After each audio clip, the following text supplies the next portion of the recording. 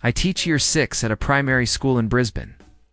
Last term, we had an American exchange student join us for 3 months. His mother arrived on the first day and stared at our uniform policy sheet like it was written in hieroglyphics. Where's the shirt options section? She asked. I pointed to the single polo design. Navy blue, school crest, done.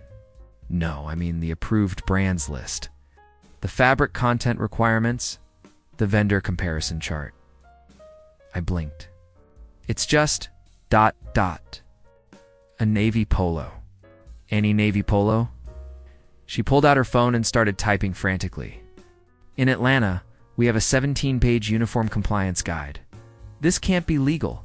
Legal, she thought. Our uniform policy might violate laws. Her son started the next day wearing the correct uniform. She still emailed me a PDF titled Uniform Standardization. Concerns with footnotes. A colleague in Melbourne once had an American parent demand to know the school's active shooter drill schedule. When told we don't have those, the parent asked to speak to whoever was in charge of safety compliance. That person was the principal. The principal said, we have fire drills.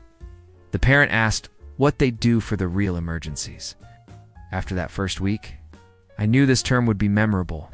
And if you appreciate stories that go beneath culture shock cliches and actually decode what's really happening beneath the surface, this is the standard I hold every video to, so if that's your speed, you'll want to be here for the next one. The American mother appeared at my classroom door during lunch on day 3. Her son sat with his friends eating a Vegemite sandwich our class parent had kindly provided after he forgot his lunch. Excuse me, what is that? Vegemite, I said. I can see it's some kind of spread. Where's the nutrition label? The ingredient transparency documentation? I explained it was from another parent's home, not a packaged school lunch. Her voice went up an octave. You let random adults provide unlabeled food to children, without allergy protocols, without administrative oversight? We have allergy lists. His form said no allergies. That's not the point. In Georgia, we have certified lunch coordinators. We have vendor approval boards. We have nutrient density requirements and processed food limitations, and it's a sandwich, I said. She looked at me like I'd just admitted we served cigarettes for morning tea. She pulled out her phone and photographed her son's lunch. Then she photographed 3 other children's lunches. Then she asked me to send her the weekly cafeteria menu for compliance review. We don't have a cafeteria, I said. Silence. Pure, uncomprehending silence. Kids bring lunch from home. Every day. Every day. What if parents can't afford? We have programs for that. What if kids have dietary restrictions? Parents pack accordingly. What if there's contamination? Then we handle it. She stood there, phone still raised, trying to process a world where children ate food without an administrator's signature. Finally, she lowered her phone. I'm going to need documentation of your food safety policies. I gave her the school website address. She left. Her son happily finished his Vegemite sandwich and asked for seconds. My colleague in Sydney had an American father lose his mind over sports day. His daughter came home and mentioned the Again spoon race. He arrived the next morning, furious. You're having children run while carrying raw eggs? They're hard-boiled, my colleague said. It's not the point. What's the educational value? What metrics are being assessed? Where's the structured athletic curriculum? It's for fun. Fun. He said it like she'd spoken Mandarin. Sports should build competitive skills. Track times. Performance rankings. College prep. She's 9, my colleague said. He started listing youth sports programs in America. Travel teams. Showcase tournaments. Recruitment pipelines. He seemed genuinely confused why our school didn't have partnerships with professional athletic organizations. We just want them to enjoy moving around, my colleague said. He asked if he could hire a private coach to attend sports day with his daughter. My colleague said no. He asked if he could at least film it for performance analysis. My colleague said parents can take photos, but not for analysis purposes. He left muttering about wasted athletic potential. His daughter won the Again spoon race and was absolutely delighted. And This is exactly the kind of quiet cultural mismatch most people miss, but I track these patterns full time so you don't have to. If you want to actually understand why these moments happen, not just laugh at them, subscribing keeps this level of clarity in your feed. He spent the whole time timing her with his phone. The American mother emailed me at 11 p.m. on a Thursday. Subject line, urgent. Mathematical curriculum concerns. Her son had told her we were learning about maths in class. She wanted to know why we weren't teaching math. I read the email 3 times. Then I realized, maths is math, I wrote back. We just add an S in Australia, she replied. In 4 minutes. But what about the additional content implied by the plural form? Is this advanced mathematics? Should I be concerned about the difficulty level? His transcript needs to transfer back to US standards. I called her the next morning. Explained that maths and math are the same thing, just regional spelling differences. Like color and color. Wow. But why would you intentionally make it harder for international students? She asked. We're not making it harder. We're just spelling it how we spell it. Couldn't the school provide American spelling alternatives on worksheets? For clarity, that would confuse the Australian children. But there's only one American child.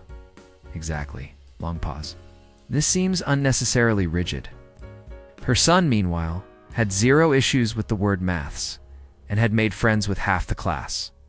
He'd started saying no worries and Arvo. She was less thrilled about that too. She'd asked me if there was a standard English preservation protocol for exchange students. I told her kids pick up slang. It's normal. She said it would complicate his reintegration. He told me later that he loved saying heaps good because it made his mom's eye twitch. Our school does swimming lessons in term 1, standard Australian thing. The American mother read the permission slip and appeared in the office within an hour. Where's the liability waiver? The office admin looked confused.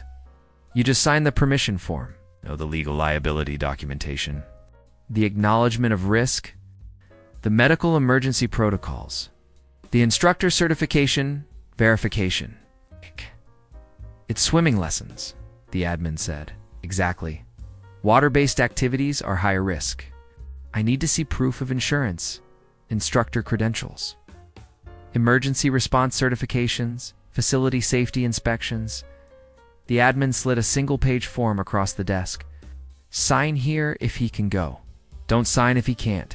The mother stared at this form like it was a napkin someone had scribbled on. This isn't legally sufficient. It's what we use. What if something happens? We have lifeguards and instructors. What if there's a lawsuit? Then there's a lawsuit. The admin smiled pleasantly. Will he be attending swimming lessons? The mother took the form home. She returned it the next day with 3 additional pages stapled to it. A personally drafted liability waiver, a medical information supplement, and a document titled Parental Concerns Regarding Aquatic Safety Protocols. All 3 pages had lines for signatures and dates. The admin filed it all and sent the kid to swimming. He had a great time. The mother never stopped bringing up her insufficient waiver concerns.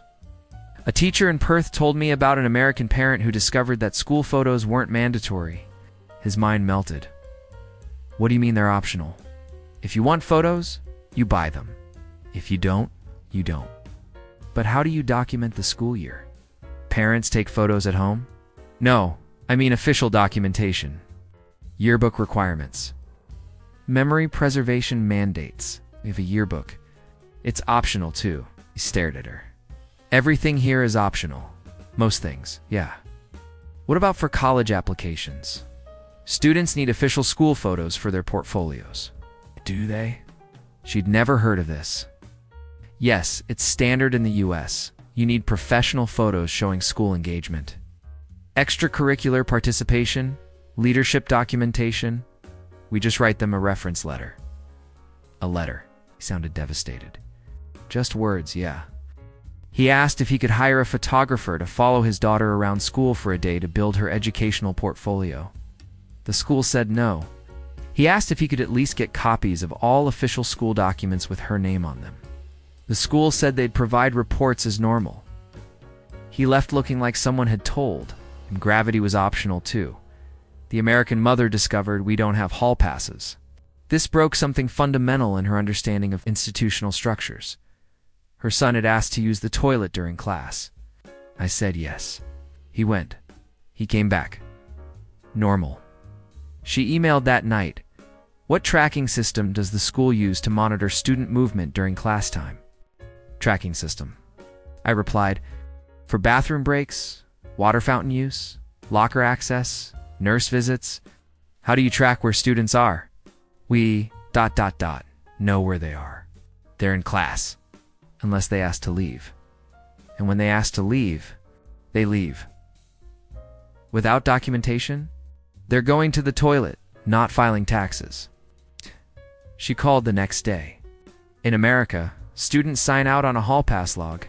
The pass shows the time, destination, duration, and teacher approval. This creates accountability. Accountability for what? For ensuring students aren't wandering halls unsupervised. They're not wandering. They're going to the toilet. But how do you know? Because they come back. Silence.